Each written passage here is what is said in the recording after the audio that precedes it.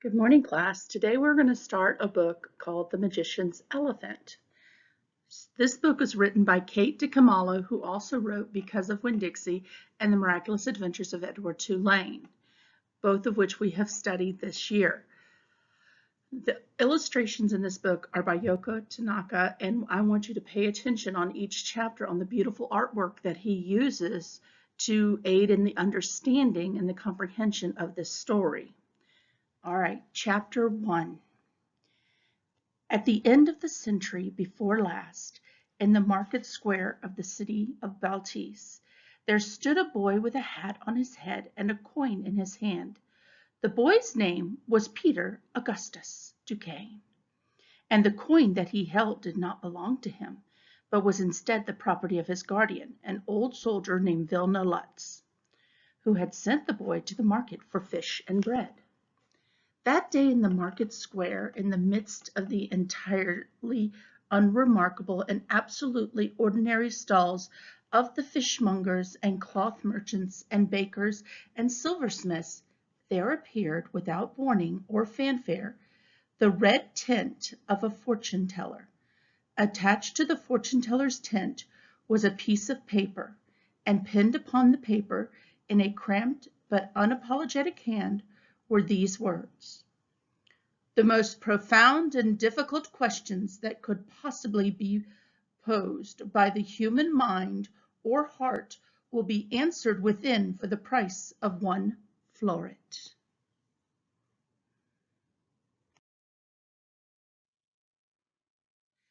Peter read the small sign once, and then again. The audacity of the words, their dizzying promise, made it difficult suddenly for him to breathe. He looked down at the coin, the single floret in his hand. "But I cannot do it," he said to himself. "Truly I cannot, for if I do, Vilna Lutz will ask where the money has gone, and I will have to lie, and it is a very dishonorable thing to lie." He put the coin in his pocket. He took the soldier's hat off his head, and then put it back on. He stepped away from the sign and came back to it, and stood considering again the outrageous and wonderful words. "But I must know," he said at last. He took the floret from his pocket. "I want to know the truth, and so I will do it. But I will not lie about it, and in that way I will remain at least partly honorable." With these words, Peter stepped into the tent and handed the fortune teller the coin. And she, without even looking at him, said, "1 floret will buy you 1 answer, and only 1. Do you understand?" "Yes," said Peter. He stood in the small patch of light, making its sullen way through the open flap of the tent. He let the fortune teller take his hand. She examined it closely, moving her eyes back and forth, as if they were a whole host of very small words inscribed there, an entire book about Peter Augustus Duquesne, composed atop his palm. She said at last. She dropped his hand and squinted up at his face. "But of course you are just a boy." "I am 10 years old," said Peter. He took the hat from his head and stood as straight and tall as he was able. "And I am training to become a soldier, brave and true. But it does not matter how old I am. You took the floret, so now you must give me my answer." A soldier brave and true," said the fortune teller. She laughed and spat on the ground. "Very well, soldier brave and true. If you say it is so, then it is so. Ask me your question." Peter felt a small stab of fear. What if, after all this time, he could not bear the truth? What if he did not really want to know? "Speak," said the fortune teller. "Ask." "My parents," said Peter. "That is your question?" said the fortune teller. "They're dead." Peter's hands trembled. "That is not my question," he said. "I know that already. You must tell me something that I do not know. You must tell me of another. You must tell me—" The fortune teller narrowed her eyes. "Ah," she said, Her. Your sister? That is your question? Very well, she lives. Peter's heart seized upon the words. She lives? She lives? No, please, said Peter. He closed his eyes. He concentrated.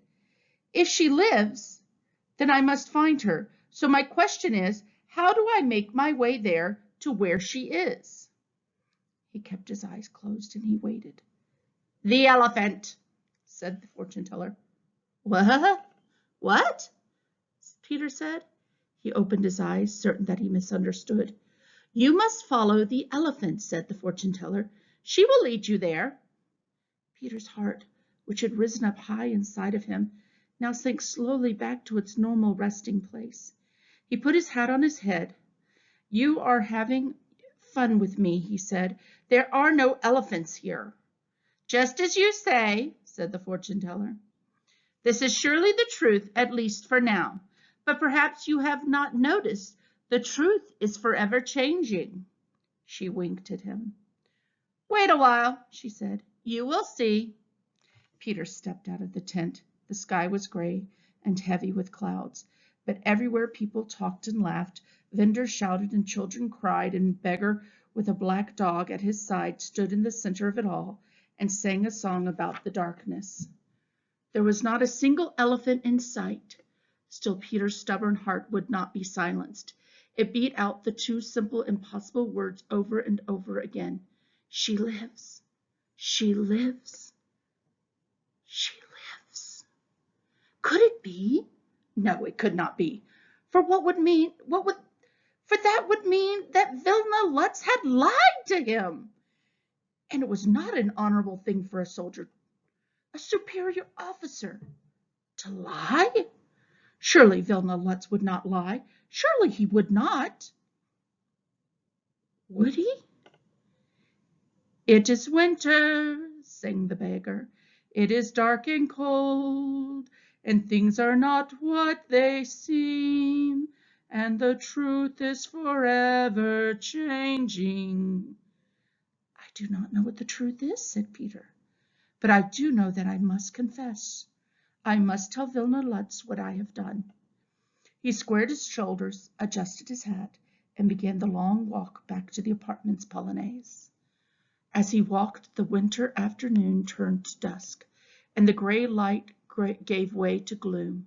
And Peter thought, the fortune teller is lying. No, Vilna Lutz is lying. No, it is the fortune teller who lies. No, no, no, it is Vilna Lutz. On and on like that the whole way back. And when he came to the apartment's polonaise, he climbed the stairs to the attic apartment, very slowly, putting one foot carefully in front of the other, thinking with each step, he lies, she lies, he lies, she lies. The old soldier was waiting for him, sitting in a chair at the window, a single candle lit, the papers of a battle plan in his lap, his shadow cast large on the wall behind him. You are late, Private Duquesne, said Vilna Lutz, and you are empty-handed. Sir, said Peter. He took off his hat. I have no fish and no bread. I gave the money to a fortune teller. A fortune teller? Said Vilna Lutz. A fortune teller. He tapped his left foot, the one made of wood, against the floorboard. A fortune teller! You must explain yourself. Peter said nothing. Tap, tap, tap, went Vilna Lutz's wooden foot. Tap, tap, tap. I am waiting, he said. Private Duquesne, I am waiting for you to explain. It is only that I have doubts, sir, said Peter, and I know that I should not have doubts. Doubts? Doubts? Explain yourself. Sir, I cannot explain myself. I have been trying the whole way here. There is no explanation that will suffice. Very well, then, said Vilna Lutz. You will allow me to explain for you. You have spent money that did not belong to you. You have spent it in a foolish way. You have acted dishonorably. You will be punished. You will retire without your evening rations. Sir, yes, sir, said Peter, but he continued to stand, his hat in his hand, in front of Vilna Lutz. "Is there something else you wish to say?" "No." "Yes." "Which is it, please? No or yes?" "Sir, have you yourself ever told a lie?" said Peter. "I?" "Yes," said Peter. "You, sir." Vilna Lutz sat up straighter in his chair. He raised a hand and stroked his beard, tracing the line of it, making certain that the hairs were arranged just so, that they came together in a fine military point. At last he said, "You, who spend money that is not yours, you, who spend the money of others like a fool, you will speak to me of who lies?" "I am sorry, sir," said Peter. "I am quite certain that you are," said Vilna Lutz. "You are also dismissed." He picked up his battle plans and held them up to the light of the candle and muttered to himself, "So it must be so, and then so." Later that night, when the candle was quenched and the room was in darkness, and the old soldier was snoring in his bed, Peter Augustus Duquesne lay on his pallet on the floor, looked up at the ceiling, and thought, "He lies. She lies. He lies. She lies. Someone lies, but I do not know who. If she lies with her ridiculous talk of elephants, then I am, as Vilna Lutz said, a fool who believes that an elephant will appear and lead me to a sister who is dead. But if he lies, then my sister is alive." His heart thumped. "If he lies, then Adelaide lives." "I hope that he lies," said Peter aloud to the darkness. And his heart, startled at such treachery, astonished at the voicing aloud of such an unsoldierly sentiment, thumped again, much harder this time.